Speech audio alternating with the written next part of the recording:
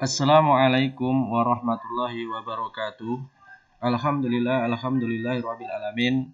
Wassalatu wassalamu asrafil anbiya'i wal mursalin wa ala alihi washabihi ajmain amma ba'du.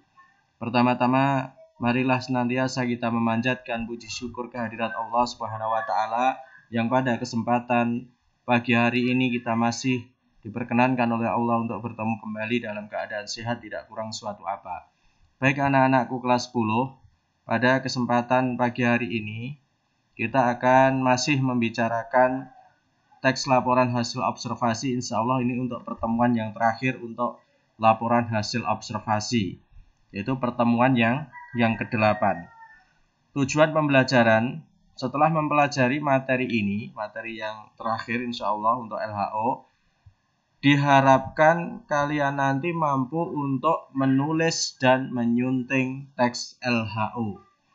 Setelah identifikasi isi, struktur, kaidah kebahasaan, kemudian yang lainnya, menafsirkan kelebihan kekurangan, menjelaskan, menguraikan isi, sampai yang terakhir kemarin adalah menganalisis kebahasaan teks. Untuk kesempatan pagi hari ini, Pak Eko akan menyampaikan cara untuk menulis dan menyunting teks LHO. Ini adalah tujuan yang hendak kita capai pada pembelajaran kita kali ini. Baik, langsung saja Pak Eko menyampaikan tentang langkah-langkah penulisan teks laporan hasil observasi. Langkah-langkah untuk menulis laporan hasil observasi, yang pertama adalah menentukan topik. Yang kedua, mengumpulkan fakta. Kemudian mendaftar topik-topik penting. Kemudian yang keempat, menyusun kerangka teks laporan hasil observasi atau menyusun kerangka laporan. Kemudian yang kelima, mengembangkan kerangka yang sudah ada itu tadi menjadi laporan secara utuh. Itu adalah 5 langkah di dalam menulis teks laporan hasil observasi. Kita bahas satu persatu. Yang pertama adalah menentukan topik teks LHO. Dilihat dari Kamus Umum Bahasa Indonesia, KUBI, yang dimaksud dengan topik adalah pokok pembicaraan dalam diskusi, ceramah, karangan, dan sebagainya. Kemudian, topik juga bisa diartikan sebagai hal yang menarik perhatian umum pada waktu akhir-akhir ini. Juga ketika kalian melihat pengertian topik dalam kamus, ada pengertian yang ketiga adalah subjek yang dibahas di dalam sebuah teks.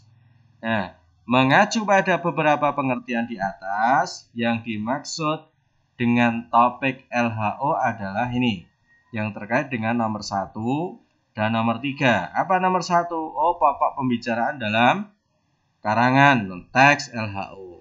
Oh, subjek yang dibahas dalam sebuah teks LHO. Jadi seperti itu, bukan mengacu pada pengertian yang nomor 2. Gitu ya.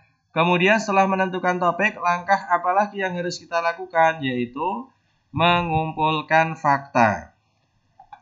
Perlu kalian ketahui, dan ini sudah kita bahas pada beberapa waktu yang lalu, bahwasanya teks laporan hasil observasi termasuk ragam teks faktual. Ya, ini penulisannya tidak seperti ini ya anak-anak ya. Nah, nanti bisa dikoreksi. Ini faktual, karena kita belajar bahasa Indonesia, berarti faktual ini masih bahasa Inggris, bisa dibakukan menjadi bahasa Indonesia. Faktual ini C-nya diganti K ya. Faktual, non-fiksi atau non-sastra.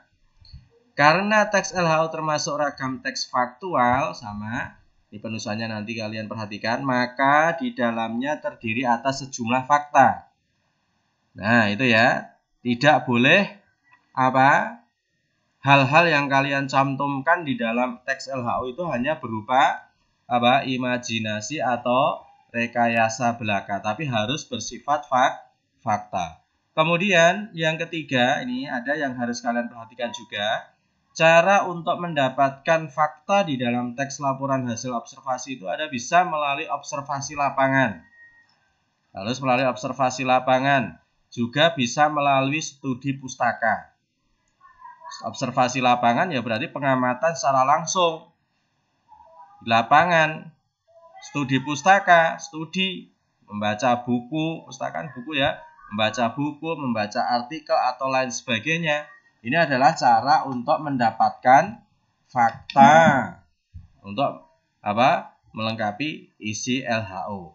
Kemudian teks LHO tidak akan berbobot atau dangkal, atau pembahasannya tidak akan berbobot, tidak akan berkualitas jika di dalam mengumpulkan fakta tidak melalui observasi lapangan ataupun studi pustaka. Jadi ketika kalian akan mengumpulkan fakta itu harus minimal melakukan salah satu di antara kedua ini. Bisa observasi lapangan dan studi pustaka, tapi insya Allah yang mudah kita lakukan adalah yang ini, studi pustaka. Ya, ini. Harus, salah satu harus kalian lakukan. Kalau tidak, berarti fakta-fakta yang kalian munculkan nanti sifatnya subjektif. Seperti itu. Kemudian langkah yang selanjutnya, yang ketiga, adalah mendaftar topik-topik penting. Ya, topik pengertian tadi sudah kita bicarakan. Sekarang langkah yang ketiga adalah mendaftar topik-topik penting. Bagian ini dilakukan untuk membatasi topik yang ingin dibicarakan. Ya, di mendaftar topik-topik penting ada setelah itu setelah topik ada kriterianya, yaitu penting. Jadi dilakukan untuk membatasi topik yang ingin dibicarakan. Mengapa topik-topik yang ada itu harus dibatasi? Nah, dengan mendaftar topik penting, penulis teks LHO akan lebih spesifik di dalam membicarakan topik yang sudah ditentukan itu. Akan lebih spesifik, akan lebih mendalam.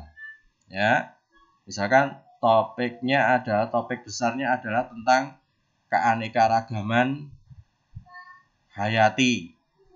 Maka harus didaftar topik-topik yang spesifik, yang penting. Keanekaragaman hayati di lingkungan sawahan. Nah, itu nanti kan lebih spesifik lagi. Lain sebagainya nanti ada juga. Kemudian mendaftar topik penting dilakukan sebelum menyusun teks laporan hasil observasi. Itu adalah langkah yang ketiga. Kemudian langkah yang keempat adalah membuat kerangka teks LHO.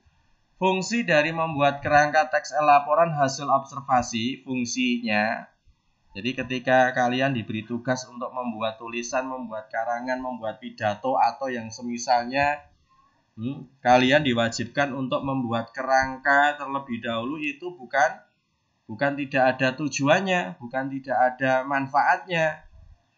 Wah, ini terkesan buang-buang waktu, Pak. Kita membuat tulisan, membuat karangan tanpa kerangka saja bisa kok. Nanti kalian bisa membandingkan antara yang diawali dengan membuat kerangka ataupun yang tidak. Nanti hasilnya pasti berbeda. Tentunya lebih baik yang diawali dengan membuat kerangka terlebih dahulu. Karena apa? Membuat kerangka teks laporan hasil observasi itu memiliki fungsi. Fungsinya apa? Yang pertama, pasti ini, agar teks laporan hasil observasi menjadi lebih rapi. Yang kedua, untuk memudahkan di dalam menemukan bahan. Membuat kerangka pasti memudahkan di dalam menentukan bahan. Kemudian yang ketiga, untuk menghindari pengulangan pembahasan. Jadi tidak boleh misal pembahasan tentang apa yang di awal itu sudah disebutkan, nanti di tengah disebutkan lagi, di akhir disebutkan lagi. Itu namanya tidak efektif. Makanya perlunya membuat kerangka itu adalah untuk menghindari pengulangan pembahasan. Kemudian langkah yang terakhir adalah mengembangkan kerangka yang sudah kalian buat tadi menjadi karangan yang utuh. Di dalam mengembangkan kerangka menjadi teks laporan hasil observasi yang utuh, harus, satu aja ya harusnya ya, harus memperhatikan prinsip kelengkapan.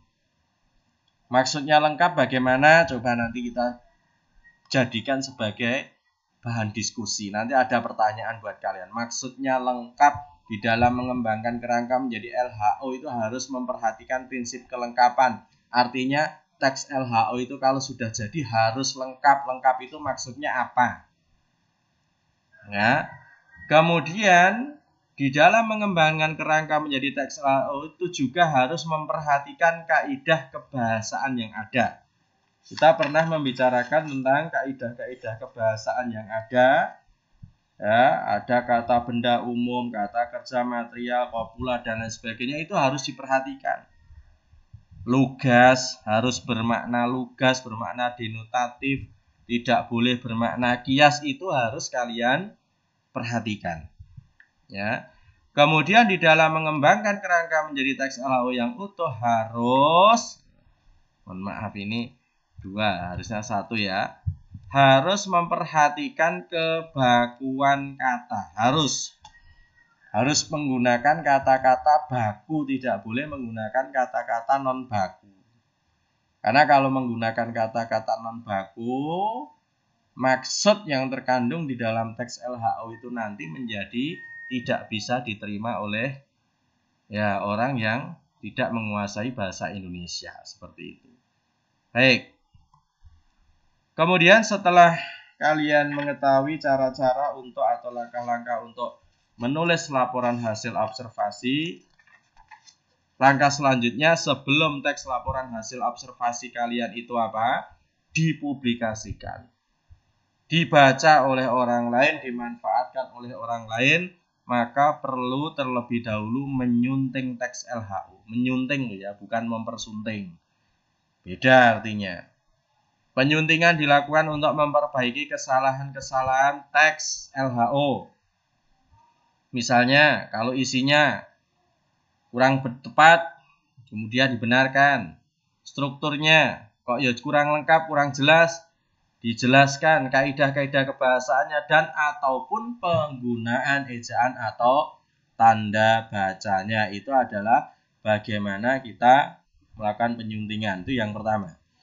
Kemudian penyuntingan teks LHO juga harus memperhatikan bahwa teks LHO itu bersifat impersonal. Artinya impersonal itu apa? Berbeda impersonal ya, itu berbeda dengan teks fiksi yang pengarangnya bisa beraku, berkamu, berdia. Artinya apa? Kata ganti, intinya seperti itu. Impersonal, lawan dari personal. Kalau personal itu kan sifat keakuannya itu terlalu dominan. Kalau LHO tidak demikian. Tidak bersifat keakuan tetapi impersonal umum. Penandanya apa? Kata ganti yang digunakan harus bersifat umum. Jadi di dalam laporan hasil observasi itu jangan menggunakan aku, kamu, dia, aku, saya sebagai penulis di sini akan. Nah, tidak boleh seperti itu. Tapi diganti dengan apa? Nah, di sini penulis, di sini sebagai penulis akan membicarakan tentang penulis menyadari banyak kesalahan, bukan aku menyadari banyak kesalahan, bukan seperti itu. Tapi harus menggunakan kata ganti yang bersifat umum, penulis atau pengamat. Jangan menggunakan kata aku, kamu, atau dia. Itu adalah bahwasanya LHO itu bersifat impersonal. Kalau teks laporan hasil observasi yang sudah kalian buat itu kok masih menggunakan kata-kata seperti ini yang sifatnya personal ini, aku, kamu, dia ini, maka harus kamu ganti. Ini, gitu ya. Baik. Yang terakhir, seperti yang ada di dalam buku kalian, sifat-sifat teks LHO yang pertama tadi impersonal. Barusan sudah Pak Eko terangkan ini tadi. Kemudian objektif. Objektif itu ya bersifat umum. Kebenaran dalam sebuah data itu bisa diterima oleh semua orang. Tidak subjektif. Kalau subjektif itu nanti kebenarannya bersifat kebenarannya bersifat perseorangan. Tapi kalau objektif kebenarannya bisa dipertanggungjawabkan untuk semua orang. Itu objektif. Bahasa lugas sudah Pak Eko sampaikan. Lugas itu apa adanya tanpa disisipi unsur-unsur perasaan. Kemarin kita sudah membicarakan tentang ini, nanti bisa dibuka-buka kembali materi yang sudah berlalu. Kemudian yang ketiga, sistematis dan logis ini terkait dengan penulisannya, sistematis. Aturannya sudah jelas, urutannya sudah jelas. Ya. Struktur-struktur yang ada di dalam LHO sudah dijelaskan, maka tidak boleh dibolak-balik. Pernyataan umum, deskripsi bagian, deskripsi manfaat, itu semuanya sudah harus tersusun dengan baik, jangan dibolak-balik. Pernyataan umum kamu letakkan di poin yang kedua, kemudian deskripsi bagian diletakkan pada awal pembicaraan teks LHO, nah itu namanya nanti tidak sistematis. Logis, bisa diterima oleh akal sehat. Itu anak-anak yang bisa Pak Eko sampaikan pada pertemuan pagi hari ini. Ya, ingat pembelajaran kita pada kesempatan pagi hari ini tujuannya adalah agar kalian bisa mampu untuk menulis dan menyunting teks laporan hasil observasi. Sekian yang bisa Pak Eko sampaikan. Kurang lebihnya Pak Eko mohon maaf. Bila taufiq wal hidayah. Assalamualaikum warahmatullahi wabarakatuh.